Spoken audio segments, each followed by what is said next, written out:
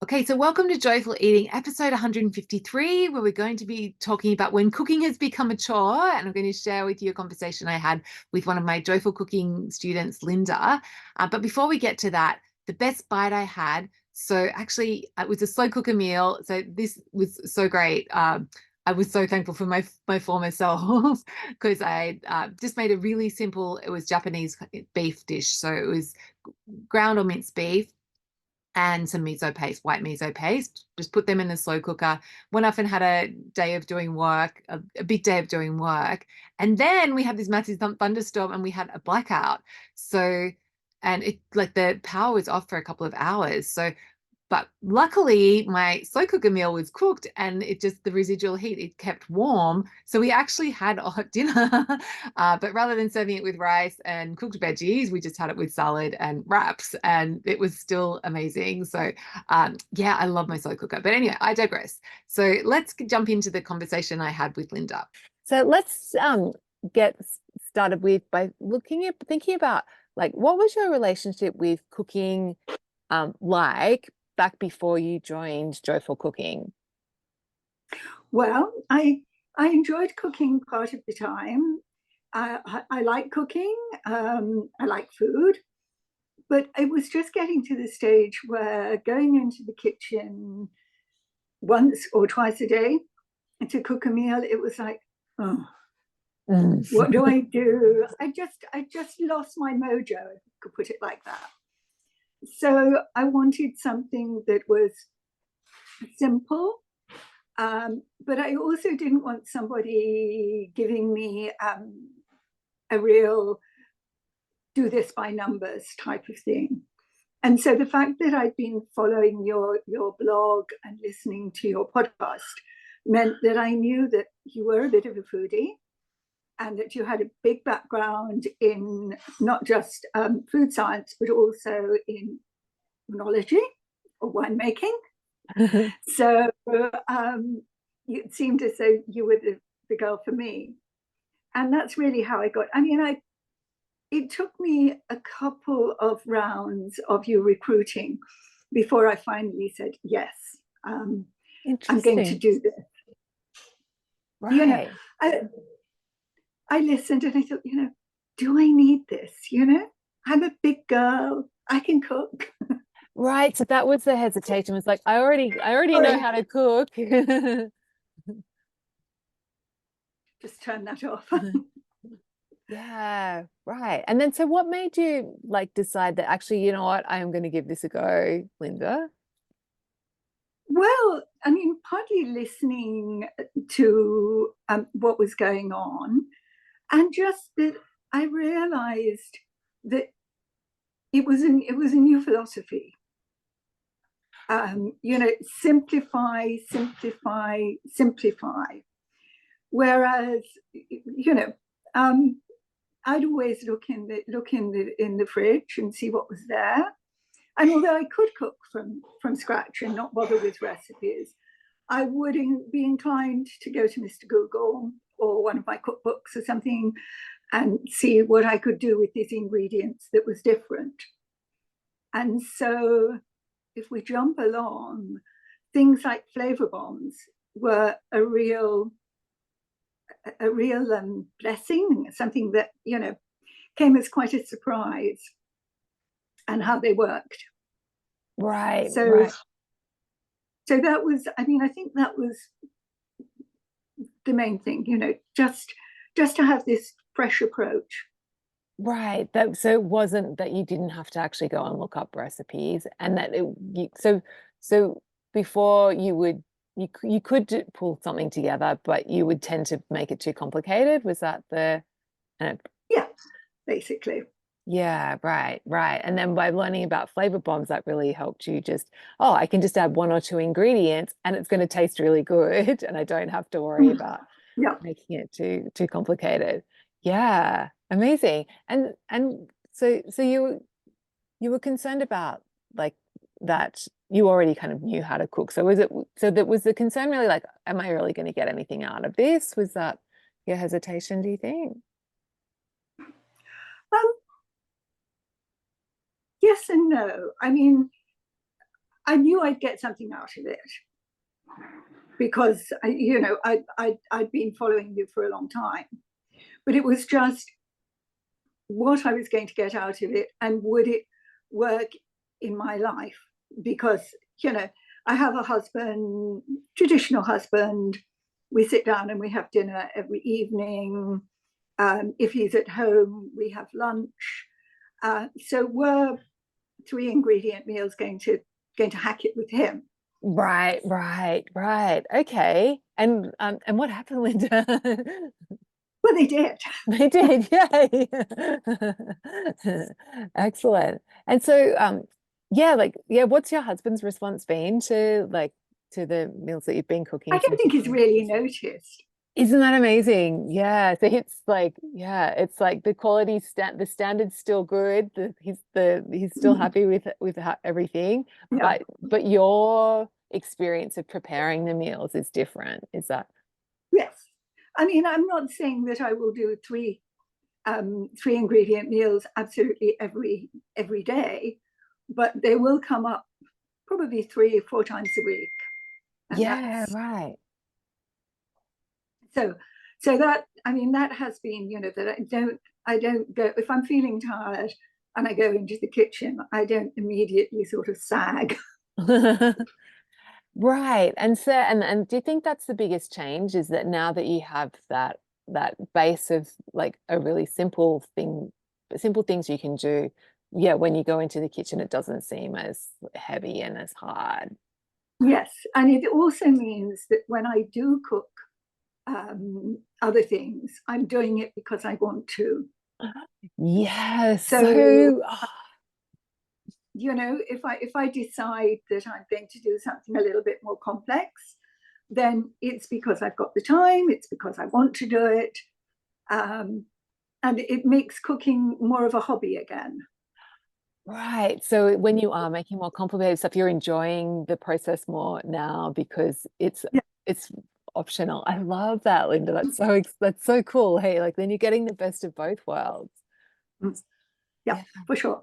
Yeah. And then the other thing which I really enjoyed, although as you know, I haven't actually attended in person on a lot of the calls, but what I've enjoyed is how they've been structured to explain the background. Lots of things that that I knew that to do, or that I picked up from cookery books and things. It was nice to have a recap of them, and also to have it in a formula where I can go and look at it. And whatever was in the class is in circle. So I can go back and I can see, oh yes, that was why that worked, or that was what made it a good thing to do. Yeah, great. And with the meal patterns, which I think is the big thing, isn't it? Having the different I can't actually, this is awful, I can't remember the name that you give them, but the muscle memory meals. Yeah, my memory went there.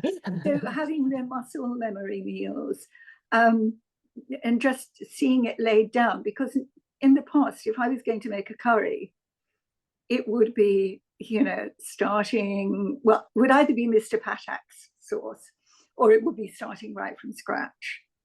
And neither of the, well, starting from scratch is a long process. Mr. Patak is, well, I don't know if you have that, but it's we the do. sauce. Yeah. So, then that's just a very bog standard general thing that, you put the chicken in and the sauce is always the same and whatever. So to know that there was a formula for doing it, and I tended to use your Thai formula rather than an Indian curry, because I'm a little bit more precious about my Indian curries. It's one of the things that when we go to London or places where you can get really good Indian food, not the normal stuff, but the 3 or 4 star stuff, then that's something that we do. So yes, I do pick and choose. And I think that's a great thing about your course. You can pick and choose what you take up from it. And even more important is the fact that you always take into account the fact that you may have somebody who is keto, you may have somebody who is low carb, you may have someone like me who has some food intolerances. So you don't have to cut them out all the time, but watch the gluten and watch the dairy. And always there is a work around that. And I think that's what makes joyful cooking much, much easier and approachable than a lot of other courses, because they will tend to fit you into a slot. Right. And this one does. Yeah, this great. one really is. This one really is for everyone. Amazing. I mean, I think you can come to the course and you don't need to know anything about cooking. And you can be like my mother, who got married and could only cook an egg. And you would be able to work it out from the course what to do, because you start so simply with the abundance bowl, which was actually a little bit of a sticking point for me, because I wasn't used to eating food out of bowls. But we adapted. We made it an abundance plate, and now I'm quite happy putting it in a bowl. I love that. I love that, Linda. Yeah, great. So that was a helpful thing for you, like having that options to adjust things to suit your food intolerances, like with the gluten and the dairy. Yeah, yeah, amazing. And so, what do you think's been your favorite part about doing this work, Linda? Well, getting some new approaches to things, always knowing that there's something different coming up, because once you finish the course, you can end the course and come away feeling that you've really graduated. But the continuing on the graduates course is great, because you ask us what we would like to hear about, so for instance, at the moment it's all cooking for Thanksgiving and Christmas, and how can we simplify those sort of things. And I haven't actually seen the video of your simplifying kitchen equipment, but I listened to it in the car, and I'm going to go on because I want to see the equipment that you've got. I don't, and I was so pleased that you didn't have a well, at least you do have a Magimix, but you only use it occasionally, and you don't have one of these Cuisinart baking things, the mixers. So that was great. That was great, just using a stick blender. So and not even using a blender for smoothies. That was an interesting one. Right. So these are the sort of little tricks that you pick up, that you wouldn't necessarily, particularly if you've been working in kitchens or with kitchen staff, you wouldn't simplify things like that. I mean, you might go for just having, well, no, you probably wouldn't even go for just having one knife, because chef would tell you have to do it this way. Yes. So that was really that was another thing. And I say that as somebody who was dropped in at the deep end and had was the executive officer of a business club, and I had a restaurant and a bar and facilities, which I was not hands-on managing, but was the go-to person. So that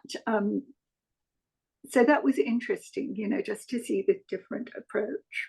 And it has left me with a few hang-ups, but we won't talk about those unless you want to. We can do that another day, Linda.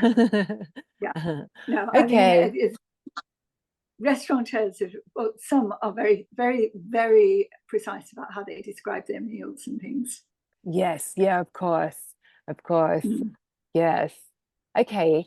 And so so you had like a really strong background in cooking and even professional Mm. kitchens.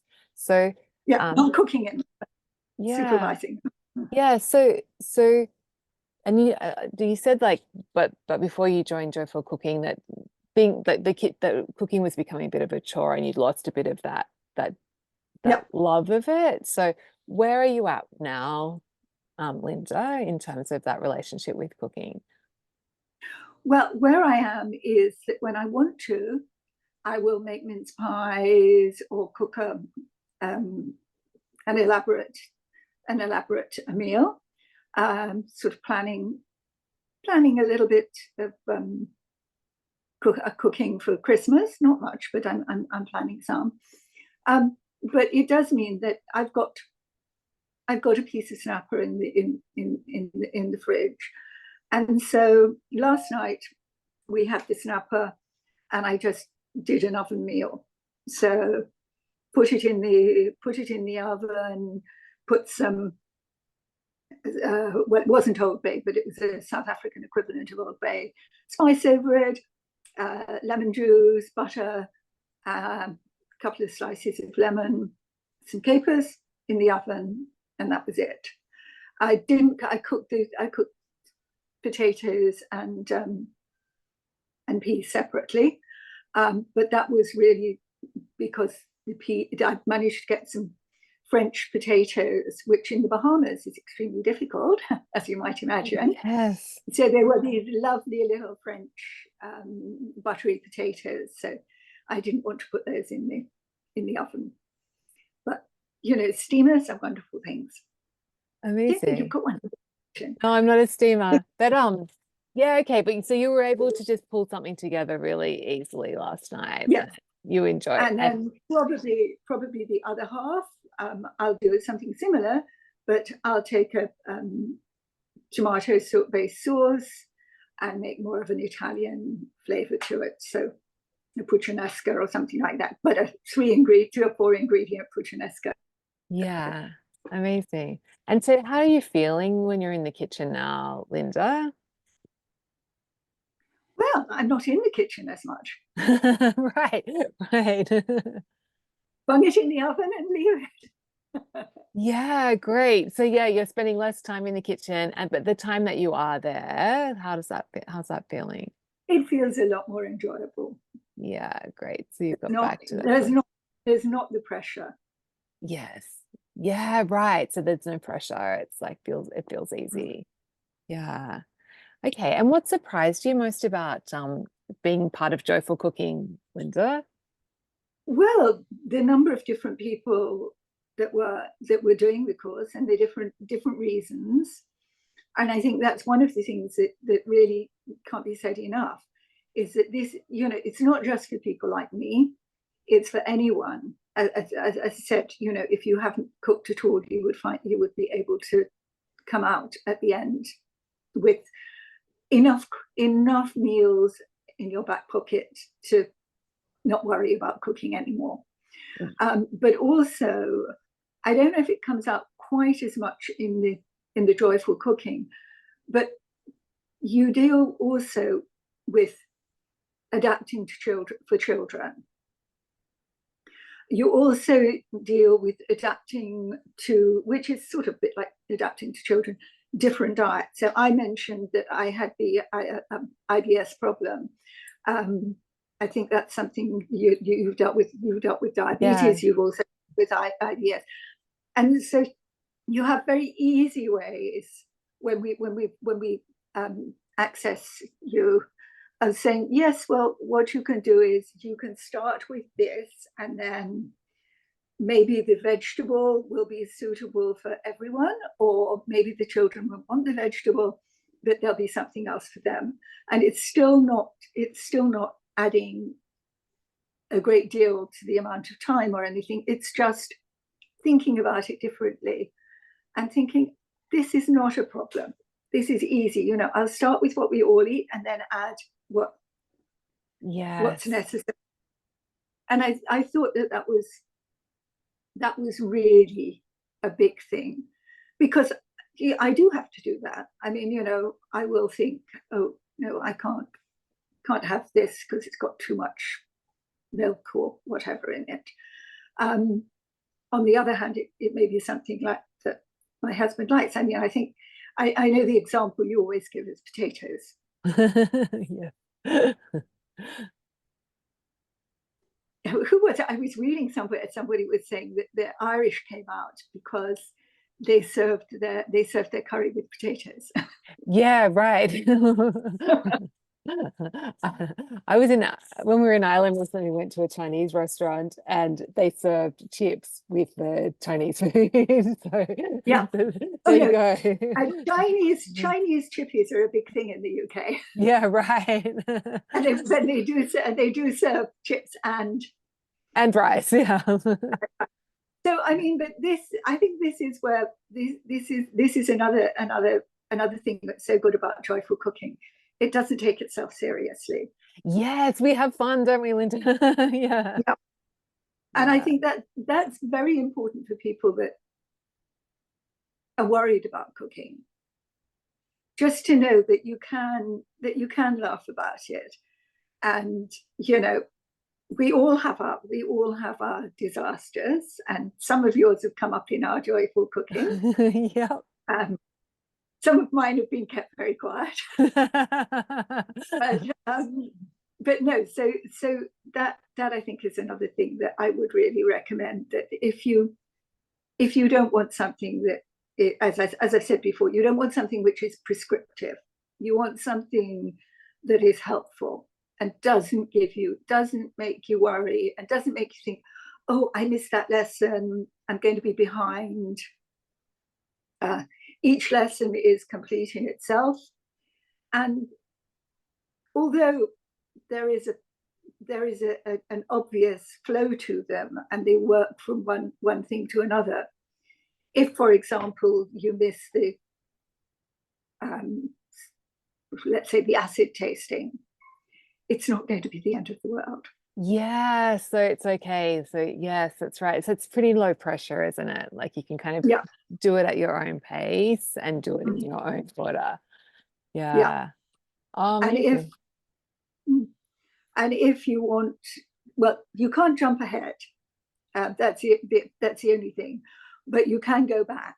So if you can't be on the call one month, or you for whatever reason, you can just have a look and say, oh yeah, I missed that one.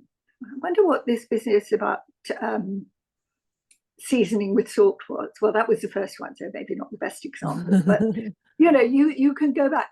Or if you think that there's something, maybe the acid is not, you're not quite sure, did that work or didn't it? You can always go back and have a little listen or a little look and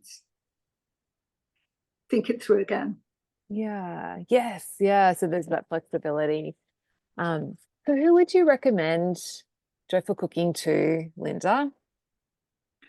Well, I would say anybody with an open mind.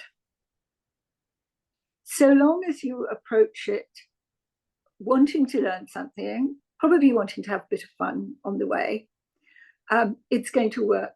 Because certainly there have been people on the course with me who've been, I can tell, good cooks, and who are enjoying it. And then there have been people who are, sort of just taking baby steps and also enjoying it. And I think also people like me, but in a worse situation, because I'm fortunate, I have an intolerance, I don't have an allergy or a celiac disease or anything. But also people who have problems trying to work out what they can eat and what they can't eat. Yeah, navigating the dietary things. Because you can navigate your dietary requirements without having to sit down and have a regimented list of things. I can't do that, I can't do that. So, do you learn methods of having these meals? I mean, from that point of view, people can make meals for other people that they can also eat themselves, and that I think is a big plus. Because if you're restricted, and for those people it is a restriction, it can be very difficult going out. So to know that the recipes that we're getting can be adapted, and how to adapt them is a big thing. Yeah. So busy mums, people who want to learn, people who want to improve, people who are just bored. Well, no, lost their interest in cooking. Yeah, like where you were, like feeling a bit when they walk into the kitchen, or think about cooking. So yeah, like anyone who wants to bring the joy back, isn't it, Linda? Yes, that actually is a big thing, bringing the joy back into cooking, bringing the enjoyment back. Yeah, amazing. Well, thanks so much for taking the time to chat, Linda. I really appreciate it. Okay, so if you'd like to be like Linda, and actually simplifying cooking and giving yourself that option of, like, if you want to follow a recipe and do something more complicated because you want to, amazing. But also for those everyday, every week, well, night after night, weeknight meals, having those simple options so that you can just go into the kitchen and pull something together that's satisfying and delicious, but isn't taking hours and hours and stressing you out and feeling like work, like where it actually still feels like fun. Then I invite you to join my 21-day cooking confidence challenge. So it's going to give you that confidence to be able to look in the fridge and just whip up something fresh and satisfying and enjoy yourself as part of the process. So the challenge it's 21 days, and we're going to be running it in the first one in February 2024. So it's going to be a small group. We're going to be, rather than it just be me teaching you stuff or some live course, some recorded course, it's actually going to be an interactive session where we have cook-alongs, or live on Zoom, where I'm cooking in the kitchen, but you're also in the kitchen cooking. So we're going to be doing it together. And so you'll be able to ask me in real time, oh, what about this? Like if you get stuck with anything, we can brainstorm ideas together. So it's going to be super fun, but it is a limited number. So you do want to get on the wait list. So to do that, you just need to go to my blog, which is thestonesoup.com, and click on the challenge tab, and get your email address in there so I can let you know when the application's open. So this challenge is like, it's for anyone. It's like all cooking levels. So if you're a beginner cook and you're not like Linda, but you just don't have a lot of experience cooking at all, this really, my simple framework, my 3-ingredient framework, is going to make it possible, and make cooking feel doable for you. So it's perfect if you're just starting out, but it's also going to be helpful if you're like more experienced, if you're a recipe cook and you want to get that confidence to be able to go off piste and actually be able to pull together things without necessarily having to look at the recipe, or like go back to keep looking at the recipe. And then also, even if you're like Linda and she's had experience in commercial kitchens, but cooking it had like the cooking that she was used to doing was in that more complicated range, and so it felt like difficult. And so if you're in that place where you can wing it, but it's not feeling fun anymore, then this 21-day challenge is going to be perfect to like reignite the spark and reignite that joy that you do, that can be buried in there somewhere, that love that you have had for cooking. So if any of that sounds good, get on the wait list. I would love to see you in the challenge. Okay, have a beautiful week, and I will catch you next week.